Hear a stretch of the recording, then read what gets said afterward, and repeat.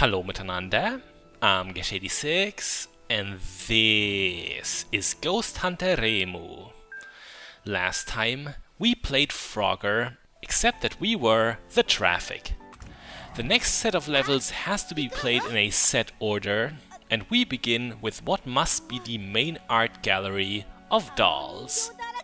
Reimu gets pretty spooked upon seeing this menagerie, but slowly realizes that most of the dolls are just that, ordinary and lifeless puppets. She is, however, sensing an incredible power nearby. Whoever it's from, our Shrine Maiden is sure we have an unprecedented challenge ahead of us. The cutscene already introduced the main gimmick of this stage to us. The majority of dolls is just harmless decoration. Harmless in itself, yes, but with a purpose. They will make you unnecessarily nervous and confused, and you may even overlook the actually dangerous dolls because of them. Until you figure out the trick. There is a difference between the fake and real dolls. Killer dolls are always a little in motion, their hair and limbs flutter around. It's actually very subtle, more than I might have just made it sound like. It'll take you a while until you've developed the eye for spotting it, but once you have, you won't be fooled anymore. All these many dolls we destroy are still the same as ever, in that they'll pump us full of ghost gauge. If you're not avoiding combat and are instead aiming for complete kills the same way we are, you will not escape transforming here. Also, apparently possessed Reimu is immune to poison. We just saw the proof for that, and I was honestly not aware of it before. Anyway, I've told you that I generally try not to play as evil Reimu. It turned out to be ultimately unavoidable, but we have been using a certain tool to delay it. Our first upgrade we've purchased today is called Life Power, and it's the polar opposite to what we've dubbed an anti-power-up, Ghost Power. Our ghost gauge will currently fill up 30% slower, which will overall have us spend less time as a creep. Once we have hit transformation though, it's unlikely we'll become normal again before encountering a lamppost. There's just too many dolls around, feeding us with their vileness. Personally, I have no phobia for overly lifelike dolls. Even if I did, these are far from horrific. But I do understand what BlueMica was going for when they made the dolls look the way they do. I believe they are a reference to the Okiku myth, which is somewhat seen as the mother of all Japanese ghost stories. To give you a quick rundown, Okiku is a servant girl who an influential man blackmails into becoming his lover. She, on the other hand, absolutely does not want him, so she refuses until the very end. The very end being that she is tortured, killed, and disposed of in a well. The story can be seen as the Eastern equivalent of Swan Lake, as in, they did not live happily ever after, but a good ending is not the point. Okiku serves as a prime example for who could become a vengeful spirit. She's never acted unjustly, yet fell victim to a cruel fate because of her strength of character. If evil people could become equally evil ghosts, that wouldn't be very interesting. For her though, it makes sense to haunt others, and the idea has influenced many works. The Ring, for example, features a well, and its monster has long dark hair, simple clothing, and also looks like a drowned person. It's become a really popular archetype, and, returning to the beginning of the tangent, also explains why our opponents look like traditionally dressed girls, the dolls in particular, but also the lady ghosts. Speaking of those, the beginning of section number 4 is crawling with them. They fire fast and are difficult to reach, Having to ride platforms to them forces us on the defensive at first. It would be easy if we were more adept at magic, but I do think the fairly dedicated melee build we're sporting today was the right choice.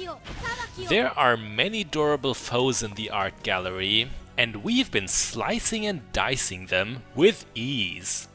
We wouldn't be able to do so if our swordplay wasn't so effective. That brings us to our second and last purchase, Sword Enhancement 2. There's not much to say on it. Obviously, our sword hits even harder with it. There's also a Sword Enhancement 3 in the game, but I recommend against that. The second upgrade already has a weight of 2, but 3 for the next one is just too much in my opinion. We bumped our head right into that Skull Conjurer. Destroying the purple crystal put it in a problematic spot. At this point, we're almost done with the section.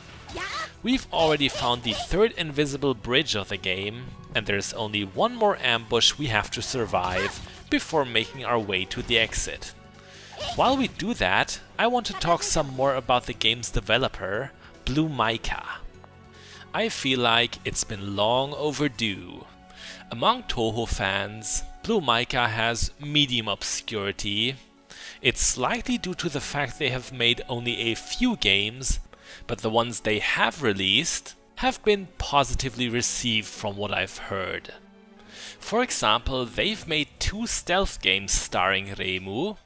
One is called Splinter Cell Code R, and the younger one is called Code R From Gensokyo with Love. Their most prominent game though has to be Remidoki. It's about the Scarlet Devil Mansion being afflicted by a curse that has chibified everyone.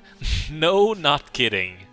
You're playing as either Remilia or Flandre, trying to return things to normal. We put our re-equipped wave attack to some good use there. You likely won't be surprised to hear that it works excellently with a melee build like ours. Back to Remidoki, I consider it the parent game to Ghost Hunter Reimu. They look very similar to each other, the same graphical handwriting, you could say. When it comes to the game, however, Remidoki is more open, designed more in a Metroid style. Interestingly, Remidoki does have an English patch. Because of that, it would have probably been my first BlueMica game instead of this one, but I could only find it as a digital copy. Oh, be careful with the upcoming teleporter. Shoot the Netherworld seal behind it, then step in. Otherwise you'll have to circle all around the section again. I fell into that trap a couple of times, most recently in the test run before this episode. To conclude, the reason why these videos aren't called Let's Play Remidoki, assuming I would have liked it as much, is mainly because I prefer my video games in boxes. That and Yomu wearing a girdle. I guess that also had some power over me. In case you're wondering, everything below us is a death pit.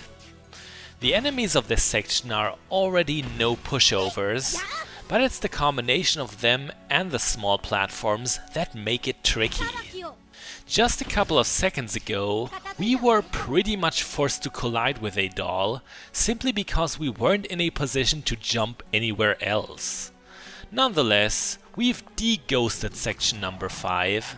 The following areas will keep more to a corridor structure. What a relief! Yet these corridors are, as always, swarming with dolls. You know, there could be a way to fight everything and still avoid possession, thanks to a consumable called the Tranquility Drug. When you use it, you'll accumulate only half as much ghost gauge. I can say here that I have not experimented with the Tranquility Drug.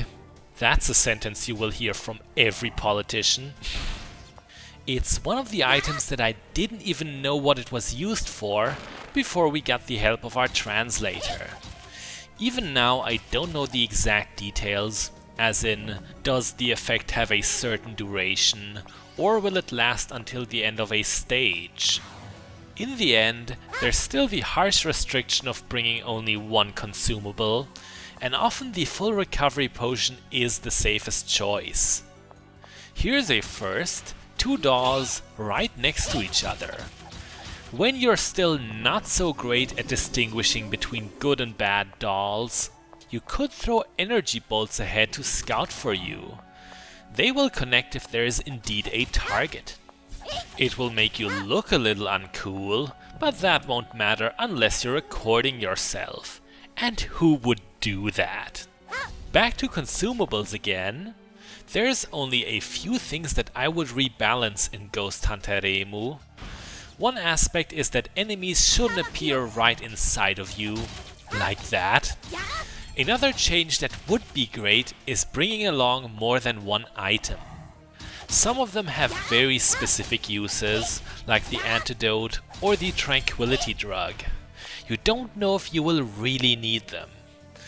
Don't take this as whining, please. Just 2 slots would be perfect. Such a tranquility drug would indeed be great, as we've just transformed with nothing between us and the boss fight. That blows. It would really be prudent here to waste a minute or so doing nothing until we're normal again, but that is so lame. Know what? We'll risk stepping up to this flesh-colored mannequin now. Reimu identifies this construct as the one giving power to all the other dolls in the art gallery. Knowing that its destruction will also get rid of the minions, she jumps into action. This boss is much tougher than you would expect. First of all, it has more health than any that came before it. When it comes to its attacks, let's say I can't dodge all of them consistently. A tricky one is the Mannequin's homing tornado spin, trademarked. It may seem like luring it around in a simple jump is all it takes, but the timing is tight. At least you can land lots of hits on the way. The Mannequin's most common attacks are the conjuring of knives and the, let's call them, limb missiles. Both of them can be cancelled, but the limbs have to be hit before they stop flying. And that was the meanest attack of all, the eye laser. Our transformation is about to end. It cost us 2 additional hit points. About the eye laser, it is a nasty first-time surprise, but you can't see it coming. The tell is that the mannequin's eyes first flash, then you'll hear a sound. Don't jump on seeing the flash, it'll be too early. Push the button just as you hear the noise. It is still very difficult, we only made it 1 out of 3 times. We can rejoice over our victory, but we should do it in a more dignified manner than Reimu here. Our heroine feels most invigorated and starts cackling like a crazy person. You can tell the voice actress had a lot of fun with this segment. She is living the part. Wacky Reimu at least brings up one good point in between. Only the magician Alice Margatroyd could have originally animated the mannequin. The next step will be to go looking for the 7-colored puppeteer and, according to the Shrine Maiden, end her life. That's unusually murderous for her. I'm sure it's just the heat of the battle. She'll probably reconsider. So, that does it for the art gallery. Let's go look at the shop screen for a change. We have only ever done so in the forum thread. That's not a healthy skin color. I highly recommend a douchebag toaster. That's what I like to call tanning studios. I'm Geshady6, this was Ghost Hunter Reimu, and next time we'll find ourselves in a fortress decorated by skulls. Bis bald!